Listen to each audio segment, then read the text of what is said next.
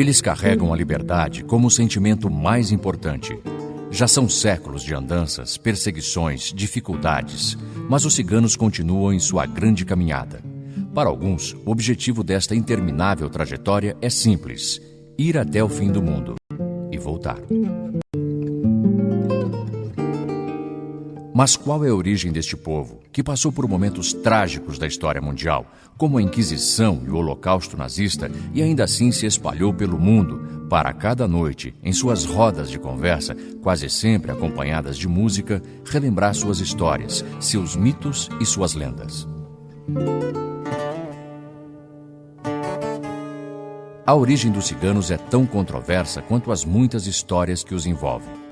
O cigano foi durante muito tempo um povo ágrafo, ou seja, não se preocupou em deixar registros escritos de sua história.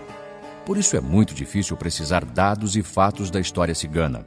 E ainda há um agravante: os poucos registros antigos dos ciganos foram feitos pelos não-ciganos, ou seja, carregados de preconceito e de marcas de quem não conhecia profundamente a sua cultura. Os estudiosos da cultura e da história cigana apontam a Índia como o provável lugar de onde os ciganos teriam partido para se espalhar, primeiro pelos diversos países da Europa e posteriormente para o resto do mundo. E os costumes indianos, alguns semelhantes aos que os ciganos praticam até hoje, podem ser um sinal desta origem, como nos conta a professora e escritora Cristina da Costa Pereira. Bom, é indicada a Índia por uma série de costumes que até hoje os ciganos têm, que são costumes dos hindus. Por exemplo, a superstição de signos ocultos e cabalísticos, o rápido consentido no casamento, tá? Então é feita aquela pantomima, como se noivo raptasse a noiva, e depois aquilo é aceito pelo grupo familiar. Isso até hoje tem na Índia. O fato de o filho encarnar o pai ao nascer, esse conceito que é hindu até os dias de hoje, é indiano até os dias de hoje, é um conceito também dos ciganos. E as profissões ancestrais, né, de ferreiros, de quiromantes que exerciam os ciganos e que há na Índia também. Então, são costumes semelhantes, são posturas, o próprio pensamento bem oriental que os ciganos têm, né, confirmar-lhe essa existência oriental não linear, o pensamento circular, né, essa coisa de quero ir até o fim do mundo e depois voltar, ou então meu futuro está lá atrás.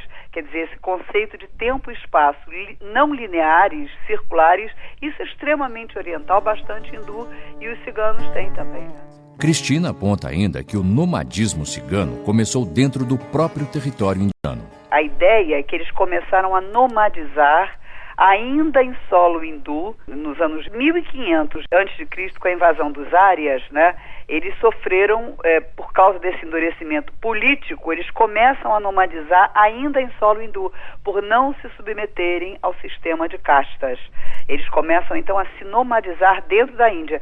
E depois, em levas, não todos, né, ao mesmo tempo, evidentemente, em levas, vão saindo da Índia.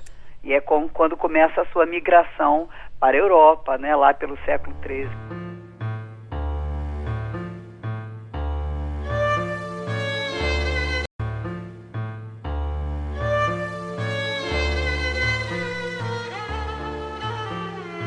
O fato de sair da Índia, um país oriental, para dali ocupar novas terras no Ocidente, as terras europeias, deu aos ciganos um nome poético, como nos mostra outro estudioso da história cigana, o professor Ático Vilas Boas da Mota. Do noroeste da Índia, e vieram acompanhando o movimento do Sol. Por isso é que, poeticamente, eles são chamados Filhos do Sol, porque eles vieram do Oriente para o Ocidente. Mas os próprios ciganos têm as suas lendas para contar suas origens e a causa do seu nomadismo. Cristina da Costa Pereira reuniu algumas dessas histórias, contadas pelos próprios ciganos no livro Lendas e Histórias Ciganas. Uma das lendas mostra uma possível relação do nomadismo cigano com a crucificação de Jesus Cristo. Quando Cristo foi crucificado, o pior cravo, aquele que deveria ser enfiado em sua testa, o cigano deu um jeito de sumir com ele. Cristo, então, mesmo naquele estado de sofrimento, percebendo, sussurrou para o cigano: sigam você e seu povo, sigam o seu destino. Daí porque nós, os ciganos, somos protegidos de doenças graves, sempre temos o que comer, mas para isso precisamos estar caminhando. Esse é o nosso destino. Outro fator que colabora com a tese de que os ciganos vieram originalmente da Índia é a linguagem cigana. No século XVIII, diversos linguistas estudaram o chamado idioma cigano, o romani, e conseguiram identificar nele traços de uma língua chamada sânscrito, falada na Índia, na época em que possivelmente os ciganos deixaram aquele país. Foram longas caminhadas entre a Ásia e a Europa, até que os Roma encontrassem um terreno fértil para suas atividades comerciais e de adivinhações, como a leitura de cartas e a quiromancia, a leitura das mãos. Por causa dessas atividades é que nasceu a palavra ciganos, para denominar o povo Roma. Isso porque quando chegaram na Grécia, eles foram chamados de atciganos, já que foram associados a uma antiga seita chamada Atquingani, que também praticava a arte da adivinhação e da música. Os atcinganos gregos passaram a ser conhecidos como Tsigani, na França, zíngaros, na Itália, ritanos, na Espanha e ciganos em Portugal, nomenclatura que também é utilizada no português falado aqui no Brasil. Para serem bem recebidos nas cidades europeias, os ciganos apresentavam títulos de nobreza.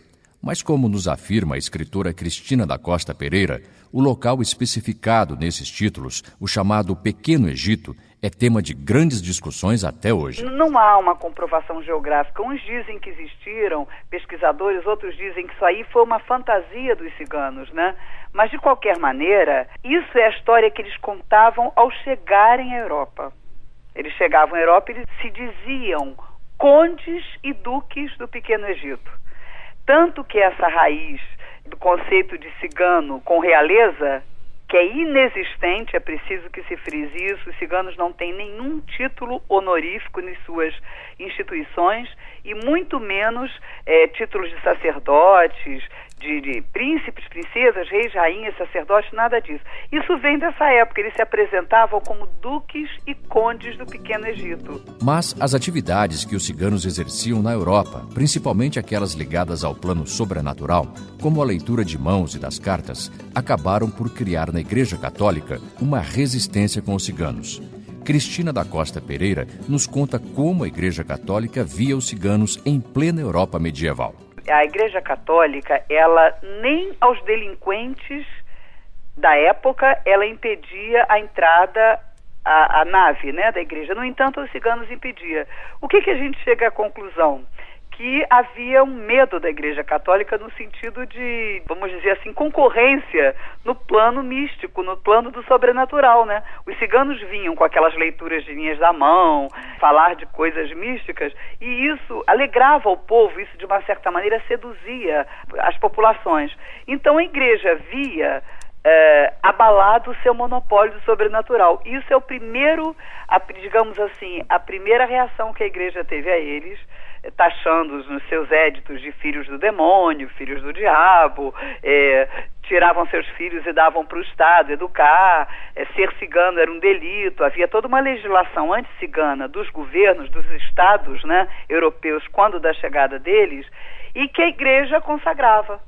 Hoje não, isso é evidente que isso foi uma posição da Igreja naquela época, né? Hoje a Igreja tem uma outra visão, né? E por causa desse olhar inimigo da Igreja Católica, Igreja que era um dos pilares do feudalismo estabelecido no continente europeu, é que os ciganos também foram incluídos entre aqueles que seriam perseguidos e punidos nas fogueiras da Inquisição. Os que não eram católicos na época da Inquisição eram tidos por hereges, né? Se eles não professavam a fé católica, eles eram hereges, sejam de que religiões fossem ou raças. Os ciganos entraram por esse viés, né? Então eram tidos como bruxos, do mesmo jeito que os judeus, quer dizer, mais uma semelhança deles com os judeus. Eles não professavam a fé católica, quer dizer, eles não eram de origem católica, mas sempre, digamos, que essa coisa deles terem ligação com os santos católicos vem mais recentemente, digamos. Os autores da literatura europeia não deixaram de retratar os ciganos em suas obras. Algumas representações eram positivas, outras ajudavam ainda mais a confirmar os preconceitos sobre o povo Roma. Os românticos, por exemplo, no intuito de valorizar a natureza, a liberdade e o culto à simplicidade da vida, viam nos ciganos um exemplo perfeito de integração homem-natureza, como nos mostra o professor Rodrigo Teixeira, estudioso da história cigana. Num período em que a mentalidade na Europa valoriza, por meio do romantismo, determinados valores que os ciganos seriam portadores, a liberdade, o contato com a natureza, a coragem. Rodrigo cita ainda grandes obras da literatura que possuem figuras ciganas em suas tramas. Grandes autores da literatura europeia, de Miguel de Cervantes no século XVI, com uma novela chamada A Ciganinha, mas sobretudo, já no período romântico, Victor Hugo, com a cigana Esmeralda, do concurso